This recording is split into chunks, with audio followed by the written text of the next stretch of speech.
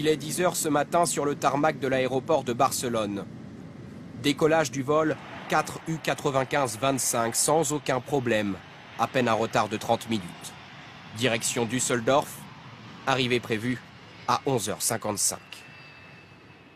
Très vite, l'A320 atteint son rythme de croisière. À 10h31 au survol de Toulon, altitude 11 575 mètres, vitesse 900 km/h.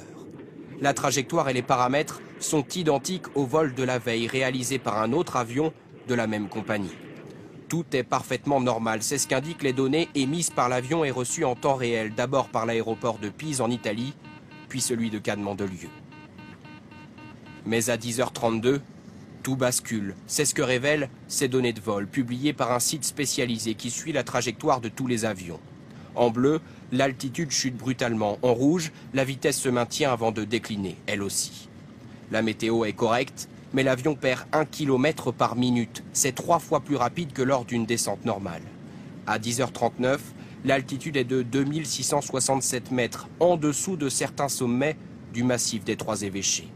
Et pourtant, pendant la descente, l'avion n'aurait émis aucun message d'alerte, contrairement à ce qu'avait indiqué ce matin la Direction générale de l'aviation civile. C'est en fait un contrôleur aérien qui déclenche l'état de détresse, car l'avion perd le contact radio, probablement juste après s'être écrasé. L'exploitation des boîtes noires permettra-t-elle de répondre à toutes les questions?